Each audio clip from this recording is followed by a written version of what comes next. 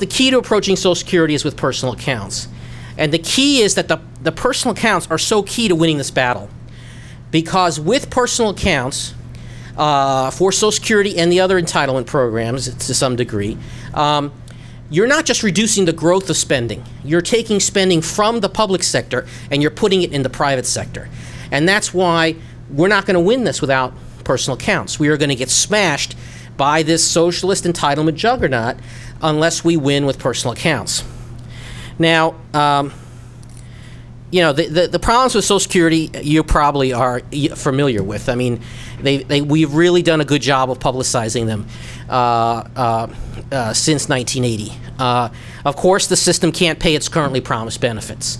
The government's own projections since 75 or 80 have shown that in a matter of 2-3 decades, the federal government will run short of money to pay promised benefits. In order to pay all the promised benefits, you would have to roughly double the payroll tax. All the promised benefits just for Social Security. I'm not even talking about Medicare yet. I'll get to that in a minute. But so that is well known. But there's something far more important than that, because that's not really a winning tack to talk about the system going bankrupt in 2040. There's something more important, which is that even if Social Security could pay all its promised benefits, it would still be a bad deal in return for the high taxes that are already forced to be paid into the program. And the first study I did on this was published in the first Cato book I did in 1980. And since then, people have gotten to look at this and said, darn, this is right. We didn't expect this to be right, but darn, this is right. If you assume that Social Security could somehow pay all its promised benefits, and you compare the value of those benefits on an actuarial basis to the value of the taxes that employers and employees would have to pay into the system, Social Security promises a very low rate of return. For most young to middle-aged workers today, if all the promised benefits are paid, they'll get a real rate of return of 1 to 1.5% or less. For many, it would be 0 or negative. The rate of return paid by Social Security varies a lot depending on income, family combinations, whether you're married, whether you're single, whether you have children, and all those factors. But for most people, it'll be 1 to 1.5%, and for many, it'll actually be a negative real rate of return. Now, over the last 75, 80 years, the long-term real rate of return in the stock market is about 7.5%. The long-term real rate of return in the bond market is about half that, corporate bond market. If you have an account with half of each, you get a real rate of return of 5.5% or so. I mean, we've written a lot about how the administrative costs actually would not be very significant in a lot of these books. If you have somewhat more stocks, you have 60% or 2/3 stocks, 1/3 bonds or whatever, then the real rate of return climbs to around 6%. But if you have one line and it's growing at 1 to 1% at best, and for many it's 0, and the other line's growing each year at 5 or 6%, what happens over the course of a lifetime to what you accumulate in those lines? Now, you know, I've had a number of studies for Cato and other people. Heritage Foundation has produced things that are consistent with that, which says, okay, well, let's look at an average income two-earner couple. And they both start to work, and suppose they had a personal account, and suppose they could put there's payroll taxes into this personal account instead of Social Security. They would retire at standard long-term market investment returns with close to $1 million or more. And that would be able to pay them 3, 4, 5 times what Social Security promises, let alone what it can pay. So the personal accounts offer a much better deal for working people than Social Security, and that's the key to winning this fight, winning this debate, is to recognize and emphasize that that point. Now, Social Security, as I said, if it could pay all its promised benefits, the real rate of return would be 1 to 1.5% or less. For many, it would be 0 or negative. If they try to solve the long-term deficit crisis by raising taxes or cutting benefits, by cutting benefits or raising taxes, that rate of return will fall under Social Security. That's how, and there is no magic wand that's going to say Social Security could automatically pay its promised benefits. So even that is an overstatement, an overestimate of what Social Security can pay. Now, when I first started writing for Cato, these books on Social Security for Cato in 1980, the general paradigm on how to approach Social Security, the leading sort of conservative spokesman on Social Security, was a man named Pete Peterson from Wall Street, who was Nixon's Commerce Secretary. And Pete Peterson's take on it was that the big problem with Social Security is that benefits were too high. And it was just, he did some calculations and said, you're just too much of a good deal, et cetera, et cetera. And he would go around at these talk shows and say, and here's the man who's making over $1 million a year, and he'd go around and say the $600 a month that Social Security is paying at that time on average to retirees was just too high, and everything would be great if they could just cut that back. Well, guess what? That didn't play anywhere. No one thought that that was a good presentation, no one in the general public. And so I took a different tack on this when I wrote the first Cato book, which is that, no, if you estimate the total value of benefits on an actuarial basis compared to the long-term market rates of return, Social Security benefits are not too good. They're a bad deal, and you get a much better deal from the personal accounts. Now, I started writing this stuff in 1980, and I wrote a couple of books for Cato, and I wrote a couple of books for Heritage, and I wrote some stuff for NCPA, and it kind of seems sometimes like nobody's paying attention. And then in the late 1990s, people started to run on this, because in these books I took this entirely positive populist approach. Social Security, the personal accounts for Social Security are a great thing for workers because, they give workers a better deal, and they give workers personal ownership and control. They accumulate these huge funds that they can leave to their children or other heirs.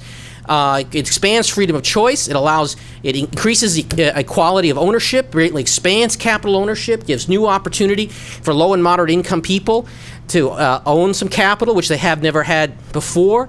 It's good for minorities, for blacks, Hispanics, women, gives them a chance at long-term economic prosperity that they've never had before. It's good for the family because it builds up huge assets within the family.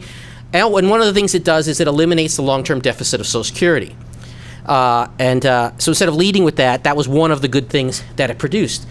Well, what happened was that is that when people started running on this, as it filtered through the system, I mean, Pete DuPont tried to run for president. This was in 1988. This was one of his themes. Steve Forbes picked up on this as one of his themes. By the late 90s, mainstream Republican candidates were running on personal accounts for Social Security, and they ran on the new paradigm that I wrote about for Cato.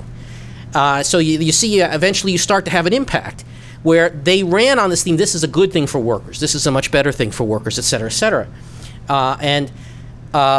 They consistently won. In 2002, there was a huge effort by the Democrats to attack the Republicans over Social Security and make personal accounts a central issue of the campaign.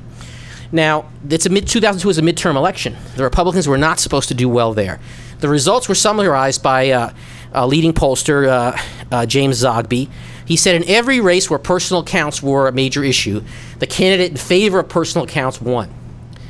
Enormously important that we won all those elections. And of course, President Bush campaigned on it in 2000 and 2004.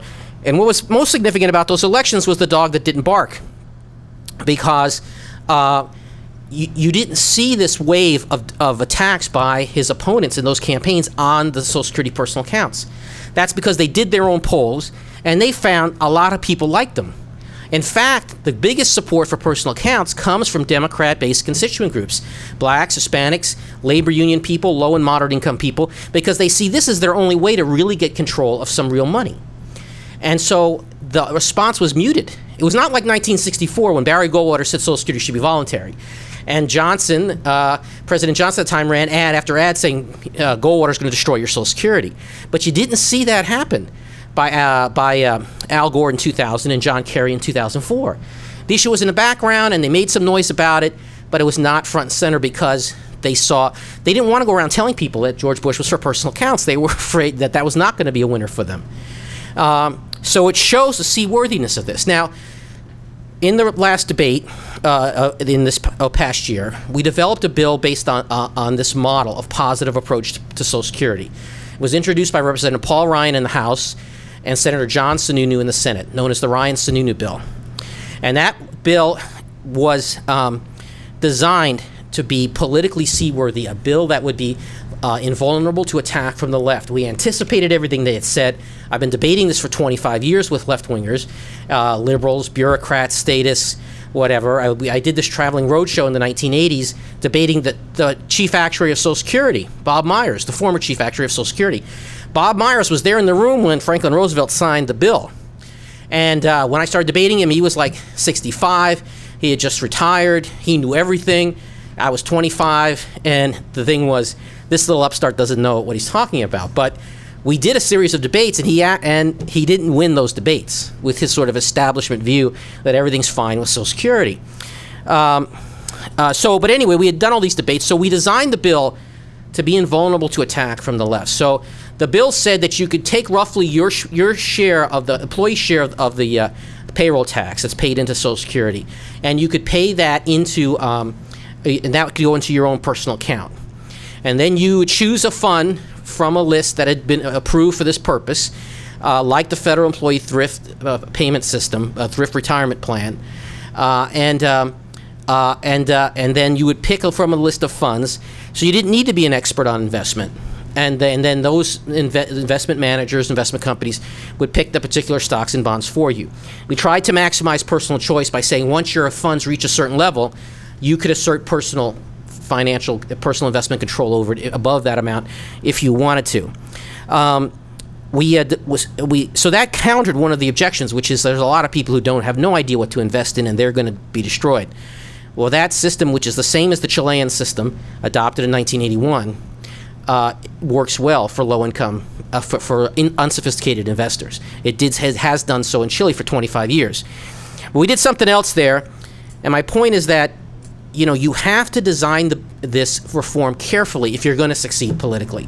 You can't go in there and say, we're going to tear things up, we're going to raise taxes, we're going to cut benefits, we're going to delay the retirement age, and by the way, you're going to get personal accounts. You're just going to, the politics is not there for that. So my argument is you've got to go in with a pure personal accounts bill. No tax increases, no benefit cuts, no delays in the retirement age. With a bill that large, with the personal accounts of that size, over the course of a generation, all the retirement benefits are shifted from the public sector to the private sector. So if you are privatizing all the Social Security retirement benefits over a period of years, why spend time talking about cutting future Social Security benefits? By the time you get to where they're going to be cut, the benefits will be in the private sector and they'll be higher than what Social Security even promised. So it's foolish to say, well, we also have to cut the benefits, we have to do this, we can't pay the benefits, blah, blah, blah. By the time you get those benefit cuts really become effective, because any Social Security benefit changes have to be phased in slowly. By the time those become effective, if you have a big personal account option, the benefits will all have been privatized, and you will be bearing all this political cost for talking about benefit cuts for nothing, because the benefits you're trying to cut are not there. They're all privatized. I had a very hard time getting people to understand that point last year. So with the Ryan Sununu bill, we had no benefit cuts in the Social Security benefits. We had no tax increases. We just had the personal account bill, which basically privatized all the retirement benefits. And we took it all a step farther, a step that was too bold for many people. But we included in the bill a guarantee which says, you know what? We are so certain you're going to do a lot better with the personal account than you would in Social Security, that we'll just say, look, we'll guarantee you'll get at least what's promised by Social Security. Because if Social Security is giving you a 1 to 1.5% return along here, and the market's giving you a 5–6% return up here, it's very unlikely that over a lifetime of investing, you're really going to fall below that Social Security guarantee. In fact, we had the chief actuary of Social Security score this and estimate it, and he basically agreed with that logic. He came up with a cost that was significant but not overwhelming. I think that it was a gross overestimate given the magnitude of the difference between private investment and the personal and what Social Security promises. But you see how what that does with the politics, because the attack on the personal accounts is they're too risky. People will lose. You won't have a safety net anymore, et cetera, et cetera. Oh, but with this guarantee, you still do have a safety net. And with this guarantee, you have basically taken the risk issue off the table. And if you really have the courage of the argument that in the private market people are going to get a much better deal than Social Security, you've got to have something that is basically, they're going to lie about this thing no matter what. They're going to attack it no matter what. I'm going to tell you why in a minute, why the left is. Many of you probably already know why. But the bottom line is what was revealed by what happened on a talk show. I was on the Diane Rehm show. If you've spent time in Washington, maybe you've heard Diane Rehm. Maybe, I don't even know if she's still on. She was on National Public Radio, and she was pretty left-wing. And when I was doing this debate, and I told her about the guarantee, she said, well, if you could do that, then who could be against your plan? And I said, exactly, Diane. Who could be against the plan? Now, you know, a lot of people were wringing their hands over the financial costs of this, et cetera, et cetera. If you're going to win on something this big, you have to design something that's politically careful, that's politically difficult to attack. And whenever I brought up the guarantee, the left would go nuts because they knew they would lose the game right there, particularly if you advance this whole thing on the basis of the rhetoric and the substance of prosperity for working people, which was the basis, that this is the personal accounts offer an historic breakthrough in the personal prosperity of working people while still maintaining the safety net. How can you be against it? You're just like the Grinch who stole Christmas, taking this away from the very low and moderate income people that the left claims to represent. So that to me is a winning combination. The problem was last year that Bush campaigned on the positive model, but when he came to actually sell the plant, he got sucked into the swamp of the Washington double talk, and they spent too much time talking about, oh yeah, we have to cut benefits and we have to raise taxes and all this is on the table, and we'll have a little personal account, we'll have lots of benefit cuts and lots of tax increases, et cetera, et cetera. And they sunk the whole idea. They lost the focus on the positives of the personal accounts and shifted it to all these other things that people hate. And it was shown by these polls that came through by the end of the year, by the end of last year. And the polls showed that even though the Bush administration did a very poor job of defending the personal accounts, when the public still supported it, with 50 to 60% of the public was still saying they wanted personal accounts, which is a remarkable number given the pounding that it had taken. But then when they asked the public, do you support the president's plan?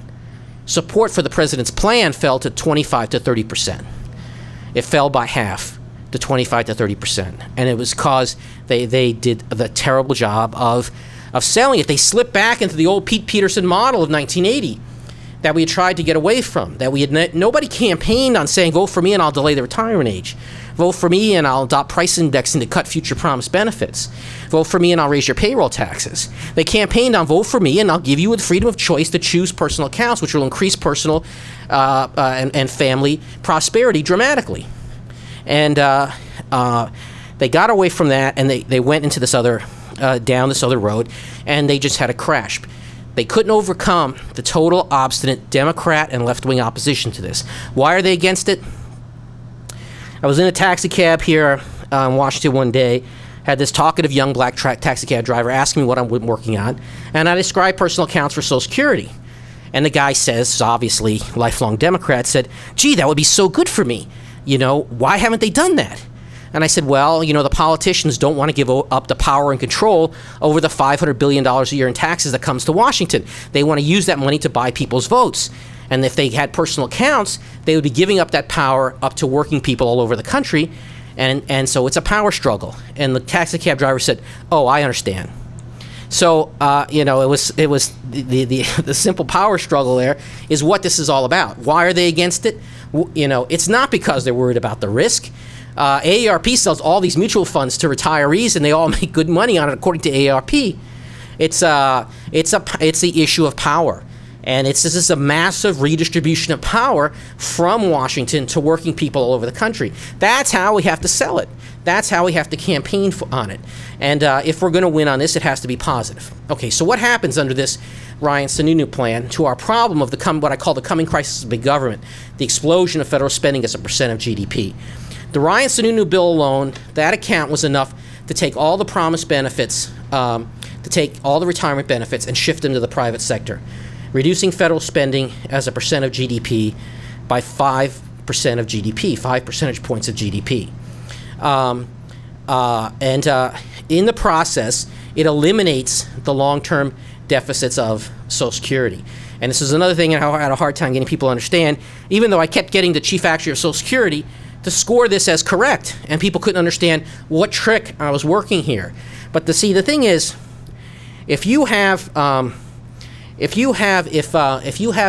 deficit in Social Security, and you have an unspecified deficit of Social Security, and you reduce the taxes by 50% of the taxes go in, you reduce the taxes by 50%, and you reduce the benefits by 50%. Because people put the money into the personal accounts, and when they put the money into personal accounts, if they put 50% of the taxes in personal accounts, they give up 50% of the benefits. What happens to the deficit? Well, the deficit's reduced by 50% over the long run, because if you reduce both streams by 50%, the difference between them is reduced by 50%. And if you completely privatize all the retirement benefits and you shift them to the personal accounts, then over time, in the process, you've eliminated the deficit of Social Security, because the benefits are being paid by these fully funded personal accounts and no longer by the old Social Security system. So in the process, you've eliminated this deficit. So over the long run, you reduce the benefits by so much by exercising this option. Under the Ryan-Sununu bill, if you exercise the full option over your entire career, you no longer get any retirement benefits from the old program. You get it all from the personal accounts. Well, that's a dramatic reduction in Social Security spending. In fact, it reduces Social Security spending by something on the order of 90 to 95% of retirement benefits. So if the benefit spending is reduced by 90 to 95%, and I've only taken half the payroll taxes for the personal accounts, where am I left at the end of the process? At the end of the process, spending's down 95%, but the taxes are down only 50%, and I'm left with a huge surplus, which is what the chief actuary eventually projected under the bill. So that we cut the payroll tax. Payroll tax for the personal accounts is 12.4% today, projected to go to at least 18 to 20% in the future. But under the Ryan-Sununu bill, it went all the way down to 3.5%, which was what was needed to fund mostly the remaining disability and survivors benefits. Greatest tax reduction in world history. Also the greatest reduction in government spending in world history, 5 percentage points of GDP. Now in the process, you have the transition issue, because Social Security has no saved money to pay benefits to current retirees.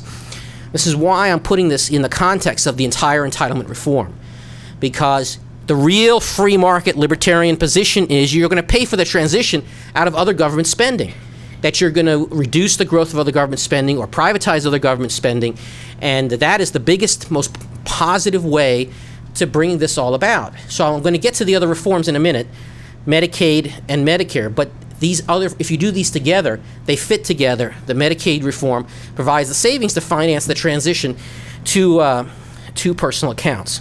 So in fact, this is the first component of how you deal with this coming crisis. If you adopt the personal accounts for Social Security, you shift 5 percentage points of GDP to the private sector. That's just the retirement benefits. Once you succeed there, you can expand the personal accounts to replace Social Security survivors and disability benefits.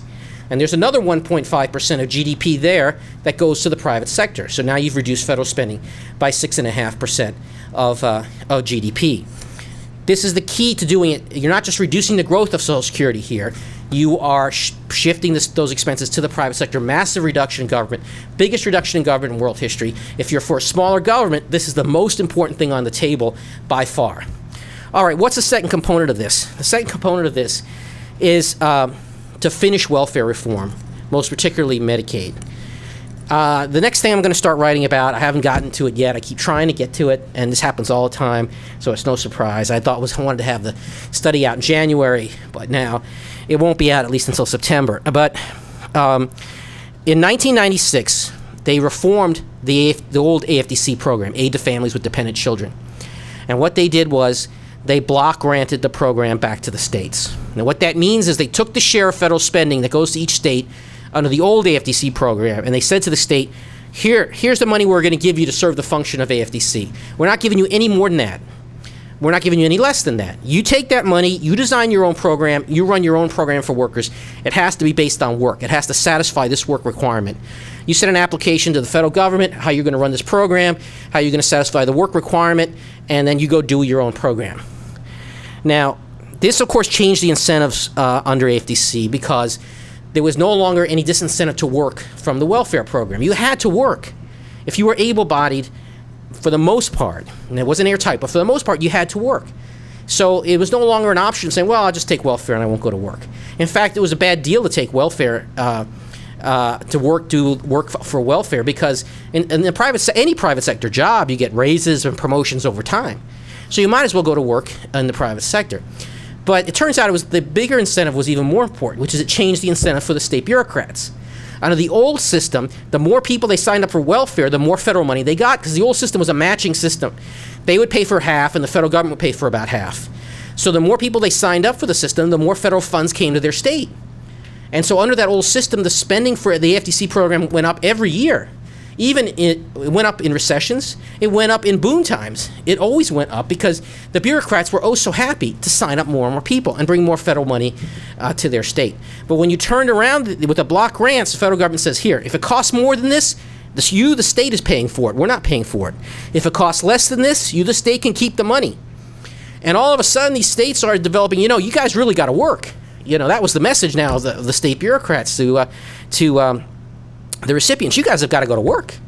In fact, there was a 5-year limit on the AFDC program. 5 years, and that's it under the new AFDC program, and there's no more eligibility for AFDC. And this, of course, was communicated as well. And it communicated a message to people on the system, you got to go to work because we're just not supporting you forever, period. Well, what happened was they found out that a lot of people who were drawing the old AFDC program because they were too poor were actually working at some pretty good jobs elsewhere. And since they couldn't be in two places, they couldn't satisfy the work requirement on AFDC and go to their job at the same time, they dropped out of AFDC. Then a lot of people who said they couldn't find a job all of a sudden could find a job. And other people who found other means of support. Some of them just got married, said, well, you know, now I don't get any welfare, I'm going to marry somebody who's working. And the AFDC rolls dropped by over 50% nationwide. Now, because if the liberals had done something this successful, you would all have heard nothing else but that about that for the last 10 years. But the AFDC rolls dropped by over 50% nationwide. In the states that were most aggressive about the work requirement, it dropped by 80%. 80% of the people under the old program just dropped out and weren't in the new program at all. It was that successful. Federal spending for the block grants has remained flat for 10 years, which is an enormous savings because it used to grow, you know, at 5, 6, 7, 8% a year.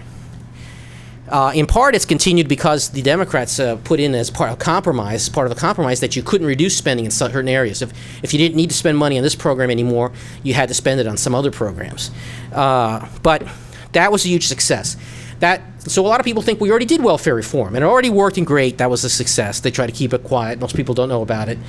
But that was only one welfare program. We've got Medicaid, we've got food stamps, we've got housing assistance, and we've got about 60 other smaller federal programs that are means-tested low-income assistance programs.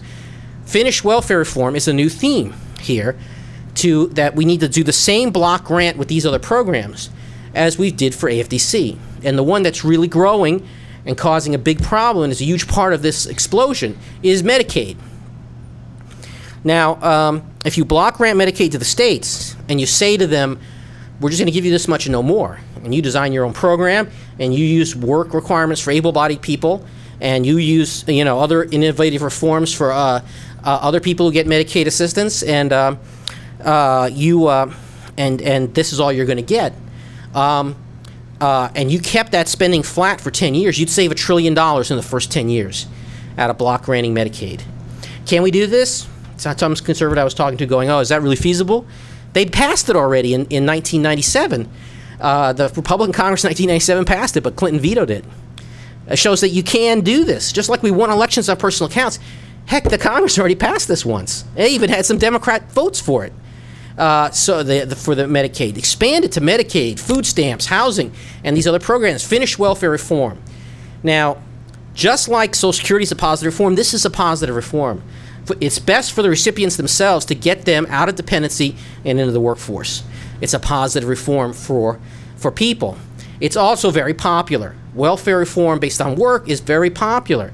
So you should begin to see here, if you sell personal accounts in a popular way, sell block grants for Medicaid and the other welfare reforms in a positive way, these are winning things. These aren't things saying, oh, gee, we're going to have to cut the safety net to shreds. You still have a safety net here. If you really need the money, there's a place to go to work, and they'll give you money. So you still have the safety net, but over time, it saves a huge amount of money, because even if you say first 10 years it'll be flat, and then after that it'll grow only at the rate of growth of GDP, it means that Medicaid will not expand the federal government relative to GDP. So Medicaid will not be a factor in raising federal spending from 20% of GDP to 38%, will no longer be a factor. Even though it was a huge factor, it is a huge factor currently without reform. Now, if you can keep it from growing as fast as GDP, you'll save even more. And it'll be a big reduction in federal spending relative to GDP. So this is the second winning theme. If we go on to Medicare, which is the last component of this crisis, Medicare is going to be the most difficult one to do. It's hard to do Medicare in a completely positive way because the financial hole is so big and they've promised so much that they can't possibly pay. But if you've had successful reforms of, well, let me make one more point about Medicaid before I leave that. You see how Medicaid reform, the block granting of Medicaid, fits in with personal accounts in two ways. One is it's a key source of financing for the transition. You have a positive theme here of how you're going to finance the transition. We're going to extend welfare reform. Saves a huge amount of money in the short term. That's when you need the money for the transition. After the first 15, 20 years, the transition is basically self-financing. It's not an issue anymore, and the chief actuary's projections show that. So you need things that you can do in the beginning up front. And you can't finance the transition by cutting Social Security benefits. By the time that gets phased in, the transition's over. So the block granting for Medicaid is the key to funding the transition. But here's the other side of it. The personal accounts are key to making that Medicaid reform work over the long run. Because if people are retiring with $500,000 or $600,000 or $700,000 or $1 million in their personal accounts, they have money to buy long-term care insurance. Half of Medicaid spending, I need to tell you, half of Medicaid spending goes for nursing home care for senior citizens, for elderly retirees. But if people are reaching retirement with huge sums in these personal accounts, because you have big personal accounts, and this is one of the reasons why you need a big account of like 6.5%, not 2 to 3%. But if people are retiring with these big accounts, like are proposed under Ryan Sununu, they have the money to buy nursing home care insurance. And so that will make the Medicaid restricted growth of Medicaid feasible, because you won't have these hordes of people that need nursing home care assistance provided by the federal government. You are effectively privatizing Medicaid. At the same time, you're privatizing Social Security. So you see how these fit together. This is the only real way to finance the transition. There is no other good way of doing it. So now going on to Medicare, once you've had those successes in those other areas, then you can adopt, Medicare is financed by a payroll tax of 2.9 percentage points, part of Medicare is, and then a lot of general revenues. So you allow workers to take the payroll tax part and have a personal account for that payroll tax part, which will give them a lot more money in retirement to use for health care. So they have a personal account for Medicare. When they reach retirement, Medicare, that account will pay them a stipend each month that can be used to help pay for private health insurance in retirement. And then you take the federal spending, the general revenues that go into Medicare, and you say those will be used to finance means-tested vouchers to help low-income people. If they don't have enough from their personal account to buy basic health insurance, we'll give them a voucher that they can use to buy to help them meet what they need to pay to get the basic health insurance. And we'll limit that general revenue contribution to grow no faster than the rate of growth of GDP. If you can do that, then you solve the long-term Medicare crisis. And the way to get to a point where you can do that is to adopt the personal accounts for Social Security first and get people to love them and see that they work, just like they do in Chile now and other places where that's been done. Now, if you do that and you adopt some other popular provisions, you adopt a cap on the rate of growth of federal non-discretionary spending. Some of you may have heard of the Taxpayer Bill of Rights, the TABOR, that they have in Colorado, where they limit the growth of state spending to the rate of growth of inflation plus population growth. That was voted in by popular vote. So if we adopt the same kind of TABOR for federal domestic discretionary spending, that will limit the growth of that. That will grow less than the rate of growth of GDP. If you adopt pro-growth tax reform, GDP will grow faster and federal spending as a percent of GDP will be less. And if you do all these things, you probably will end up with federal spending admittedly over a period of decades, but federal spending will eventually fall to 10 to 15% of GDP. This is all a realistic program. People have campaigned on spending caps and spending limits and won, and have enacted them in places and they've been popular. People have campaigned on welfare reform and they've won, and they've adopted them and they've been popular. And people have campaigned on personal accounts and they've won. And so this is basically a lifetime agenda. If we are going to have smaller government instead of being smashed by big government socialism in America, then this is the agenda that we need to adopt. So I guess we covered the whole thing there. So with that, I'll throw it open to questions. Thank you very much.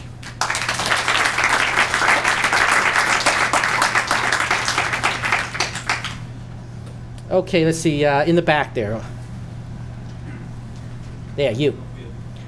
Yeah, right there. Oh, you're waiting for the microphone.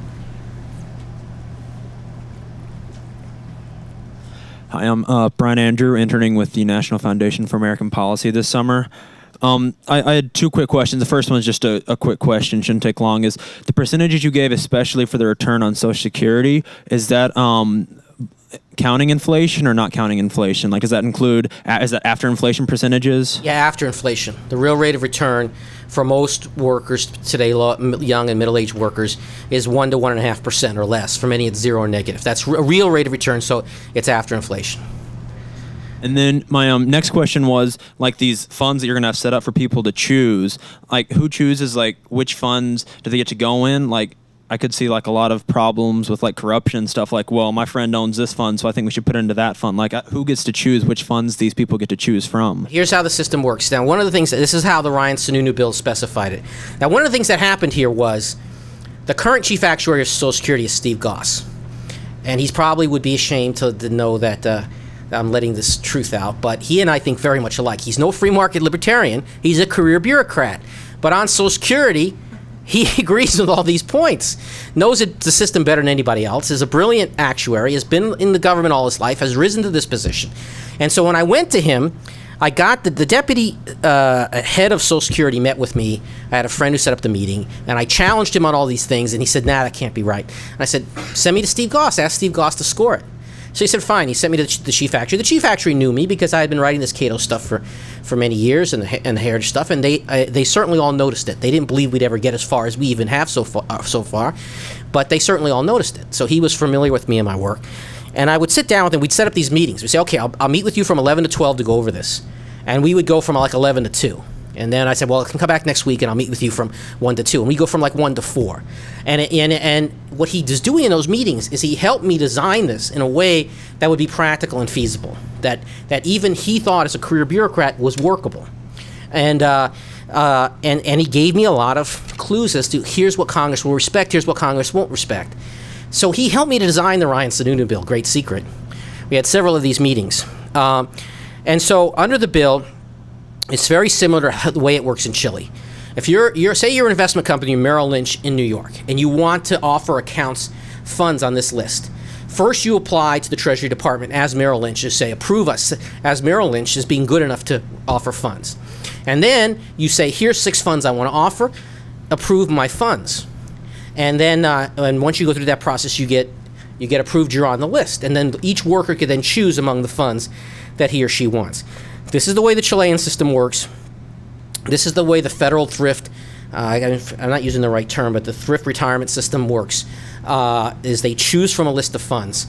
And each worker chooses from a list of funds, and then the investment manager produces a highly diversified portfolio using the most sophisticated techniques, and even in some cases international investing, to produce this highly diversified and basically low-risk investment.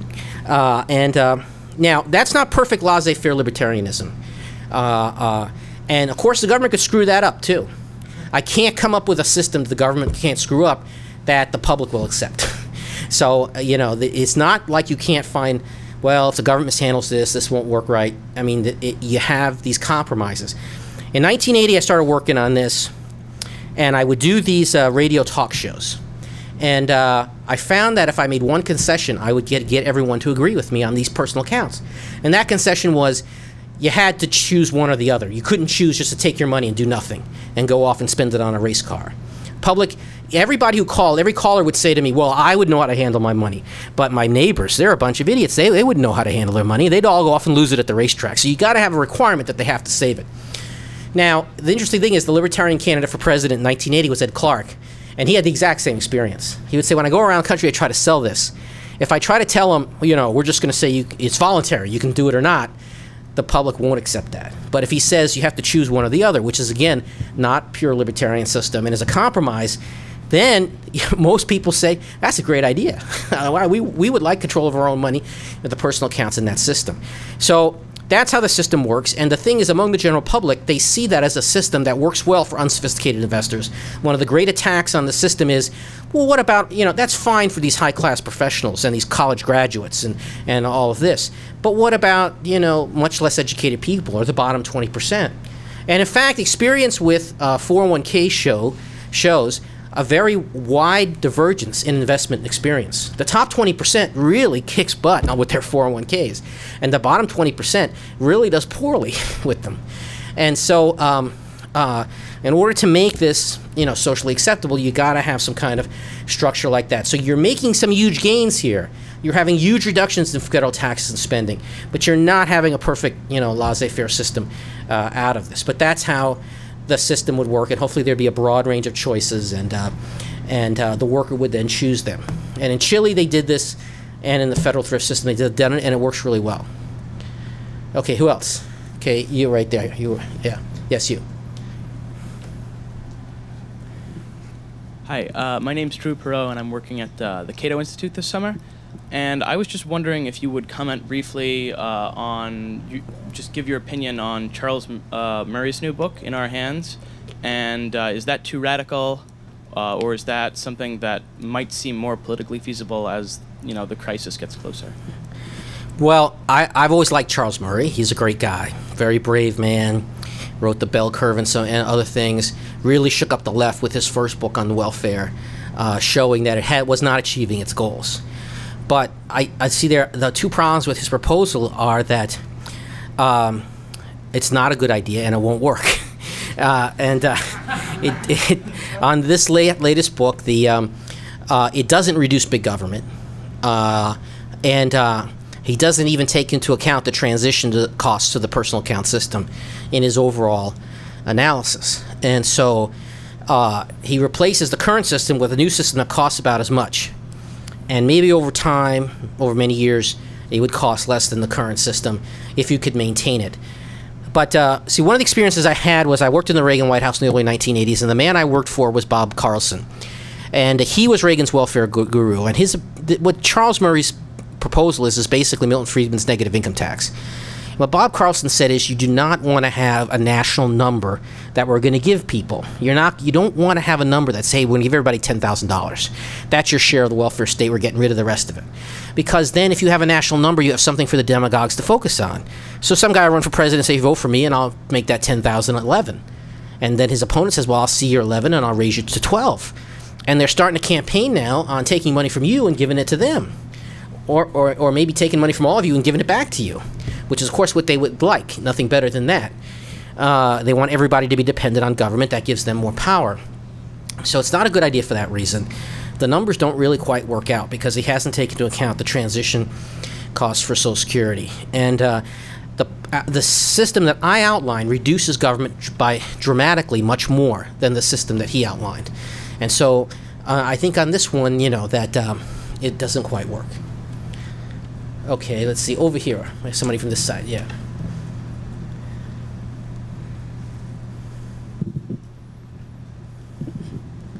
When are you going to write your book? I already did that 4 or 5 times. I got to get people to pay attention. Well, they have over time, but I continue to write. We're going to write more stuff.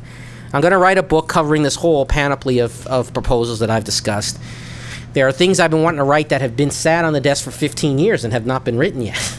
And so you just can't, there's always something more pressing or something more urgent you got to do or whatever. But I'm going to keep writing about it. This is my main focus for the rest of my life, is to sell this agenda that I talked to you about today. That's what I'm going to be working on, writing about that in academic forums, political forums, talk radio forums, all different kinds of levels of presentation, and to try to sell this. And we've come pretty close, closer than anyone expected we would. The left is still shocked over that welfare reform in 1996, because they took an entitlement and it's no longer an entitlement program. The new program does not say everyone who meets these qualifications gets these benefits. The new program says that you go to your state and you get what the state offers, and after 5 years you're cut off, in fact. And that was the first entitlement program that was effectively extinguished as an entitlement program. And so there's really this whole, the agenda I laid out is really this whole, it doesn't, achieve pure laissez-faire. We don't abolish the welfare state. But we have this modernization of the welfare state that much better serves the intended beneficiaries, but does it at a tiny fraction of the overall cost in terms of public sector spending and taxes. And so the pitch is, look, the welfare state grew out of the late 19th century, the German model of the late 19th century. Isn't it time for an update? Can't we use the market to come up with a system which is, okay, the public's not going to accept saying, okay, let's abolish a safety net. But can we have a safety net in place that in fact achieves the goals of the safety net much better than the old system, but then also relies on the market and costs only a tiny fraction of the old system? And that's something I think we can win. That is something we can sell, we can have a victory on, and over time, the economy may grow so prosperous that people forget about these welfare programs. I foresee the day that when that will happen. But we're in a transition mode from here to there, and before we can get this economic explosion, we've got to reduce this welfare state, not let it grow to smash us like it's currently threatening. Okay, here in the front row.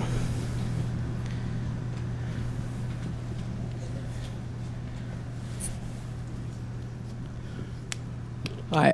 I studied under Jeff Myron at Harvard. I don't know if you're familiar with his critiques of the Social Security reform plan that includes private accounts. I mean, his stance basically is that these transitional costs you talk about, I mean, you admit that Social Security, the return on investment is sort of a fiction. It's just we put in a certain amount of money and then we expect those benefits back. Really, Social Security is just a wealth transfer program to old people as part of the pay-as-you-go system, right? I mean, so you talk about how the pure aspect of replacing Social Security with private accounts won't make the system solvent, correct?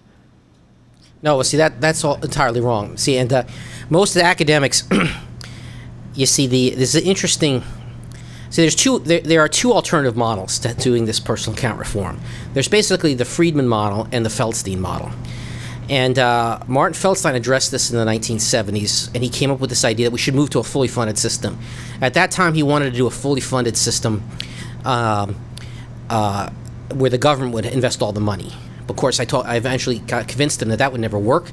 The government can't. You don't want the government investing all the money. You've got to have a decentralized personal account system. And he's since come around to that view. Under his system, when you finance the transition, you finance it with real dollars. You either finance it with spending cuts or tax increases and not with any permanent borrowing. So, but see, under the Friedman model, Friedman just says, just borrow it. You owe it already anyway. Just borrow all the money for the transition, Friedman said.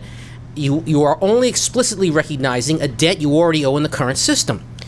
Now, Milton Friedman was not trying to get a higher real rate of return for anybody, and he was not trying to spur economic growth. He just wanted to privatize the system on purely libertarian grounds. If that's all you want to do, that works. But the academic critiques that have been brought against the system apply only to his model and do not apply to the Feldstein model, which is the one that I always advocated, even though I'm an acolyte of Milton Friedman. On this issue, see, Friedman designed something on a purely libertarian grounds. I just want to privatize it. I'm not trying to accomplish anything else. His system does privatize it. It does not accomplish any of these other things. You have a lot of academics who point out it does not accomplish any of these other things. Friedman never claimed it would accomplish anything else. But I can't sell a system to the public that privatizes a system purely on libertarian grounds. But their critiques do not apply to the Feldstein model. Now, the rate of return on Social Security being a fiction makes my argument stronger, not weaker. Because it is true, there is actually no rate of return under Social Security because they're just taking money from these people and giving it to those people, and they're not creating any new wealth anywhere. So the rate of return on Social Security is actually 0, not 1 to 1.5%. The true rate of return is 0, and they only pay these people any return by raising the taxes they take from these people over time. But the market return is still 7.5%. If you shift, see, here's what's really going on. You have a pay-as-you-go system under the current system. Money comes from you and they give it to them. No investment in that system. Under the fully funded personal account system, if you do it under the Feldstein model, you are shifting to a system where it is a saving system. All the money that's paid in is saved. Okay, you didn't borrow it back to finance the transition. In fact, there's a huge increase in savings and investment. Under that system, you get the net gain that comes from the increased savings and investment, and that's the net gain I'm talking about. That's precisely what Myron critiques. I mean, he points out that people are currently saving, and if you mandate a forced savings program, people will just undo that saving, right? If I'm currently saving, that would be right in one condition. 10% of my 10% of my money, then, and I'm forced to save 6% of it, I will just. You overlook one thing. 4%. You overlook one thing, which is taxation of capital. One little thing he's overlooked. We don't have, the amount of savings that people would like under the current system because capital is very heavily taxed. So this is a way of creating an outlet, an tax-free outlet, where people can vastly increase the amount of savings that they're doing. You see, if you had a tax-free world, then you could not, by this system, his argument would be right, you could not, by this system, increase the amount of savings. But since we do have a very heavily taxed world, financed very heavily on capital, he's wrong. We don't have the amount of savings and capital investment that people want. And so this system, they are willing to save and invest much more at the true market rate of return. So that's why that argument is wrong. But if we reduce our taxes on the current, let's say everyone's saving 10% now, and under the other system, they would be forced to save 6% and would decide to save 4%. That 6% won't be taxed. That's some tax revenue that's been lost, and the government would have to recoup that if they're going to still pay out all of the benefits. No, so, because it's new investment. It's new investment, so they're not losing anything. I mean, that investment's not incurring under the current system. So they're not losing any revenues. In fact, this was something that came up in the debate with the Ryan Sununu plan. This is something that Feldstein had argued and that Phil Gramm picked up on. You have a net increase in tax revenues because this current system has double taxation of capital. They tax it at the individual level and they tax it at the corporate level. The personal accounts eliminate the taxation at the individual level, but they don't eliminate the taxation at the corporate level. So if you have a huge increase in savings, you're going to have a huge increase in revenues to the government because you're still taxing part of the return. Feldstein estimated the before-tax real rate of return to capital as 9.5% to 10%. But this long-term stock market return is only 7 to 7.5%. That difference is the taxation of capital. So, if in fact, then suppose you did save and invest $1 new. Now, the investment 7.5 cents, but the market return is 10 cents, and 3 cents of those are going to the federal government in taxation of capital at the corporate level. So, in fact, you're going to get a lot more revenue, not less. And so, he's in error about that as well. Why wouldn't the government try to recoup that tax money in other ways if they are still having to pay out promised benefits? If they're not getting in that new tax revenue will help to finance a large part of the transition once it gets up and running. That was the argument that Feldstein made, Phil Gramm made that, and convinced the chief actuary of Social Security to actually figure out a way to score that. And then I picked up on it and included that in the Ryan Sununu plan. But under the new approach, heck, we're just going to reduce other government spending by the amount to finance the whole darn transition. And so from a libertarian perspective, it's a twofer now. Because to us, reducing the other government spending is not a negative. Now, I remember debating this with Tom Saving, and he's talked about how, he said at one point, so much of government spending has a negative real rate of return. Exactly right. That's why financing the transition by cutting other government spending is a double gain. It, in fact, is not a cost at all, in fact. If you could finance a savings increase by cutting wasteful and unnecessary counterproductive government spending, you couldn't possibly have a better gain to the economy than doing that. Now, of course, academics like Jeff Myron do not accept that and do not take that into account. But that's another one of the errors. That's something I have to write more about. Well, I mean, he's a libertarian. He agrees that if you combine it with other measures to reduce spending, then it will. I mean, then obviously that will make the system more solvent. The question is just, will privatization in and of itself? See, if people undo the forced savings by either additional borrowing or by transferring from their present savings. Will the market undo the forced service, or will the government undo the forced savings? Will the market? Well, I mean, you see, that argument would work if there was no taxation in the world. But since there is taxation, he hasn't taken that into account. And then, you see, that's why this has to be done by a president. This is why, because only a president, he proposes a whole comprehensive budget. And if he has in his budget the Ryan Sununu plan, and he has how it's going to be funded for the next 10 years, and he's funding it by reducing the growth of other spending, well, that's the plan. And you have to analyze that plan, not some other hypothetical plan that says your plan will never work. You have to analyze what he's proposed, and then you try to get it adopted. I think that can be done. Okay, let's see. Who else here? Okay, all right, right here. Hi, my name is Jonathan Dingle. I'm at the Institute for International Economics. I'm not so familiar with the literature on privatization, so I have two questions about the rate of return comparison that you made at the start of your discussion, one about endogeneity and second about the policy mechanism. First, your argument about 7 to 7.5% rate of return is an extrapolation from past performance in the stock market when the government wasn't forcing a whole bunch of people to make new investments. So how is that safe to project now that this entire new pool of savings that'll move into the market that we should expect the same rate of return? Second is with regard to... Let's just address the first one, and Okay. we'll go on to the second one. Feldstein addressed that in a paper in the 1970s. Of course, if you increase the supply of capital, you will reduce the return to capital. But his argument is it's not highly elastic, that there would be some reduction, all other things equal, but it's not a huge reduction in the rate of return to capital. Then you got to take into account technological improvement. As you have technological advance over time, and then that tends to raise the return to capital. We're in a high-tech advance environment. So on those grounds, I think that the return to capital will be higher over the next 100 years rather than lower. All these fantastic technological innovations that they're putting together, I mean, these space stations would cost a heck of a lot of capital. Where's all that capital going to come from? Deep sea mining costs a heck of a lot of capital. All these biotech innovations cost a heck of a lot of capital. And all this explosion of high technology that we're seeing requires huge amounts of capital. All of that generates potentially huge returns because you see all else is not equal when the technology curve is rapidly advancing. So I don't think that argument would undermine the case that I'm making. Okay. Second question has to do with the policy mechanism. I don't see the difference in the rate of the returns between the current setup and the stock market as being intrinsic to the policy mechanism, and that it's not an argument for personal accounts because you could have the government, if there's just a difference in rates of return, the government could just take all the tax money, like you alluded to earlier with Feldstein's proposal, and invest it in the stock market and get its 7% if that's such a sure thing.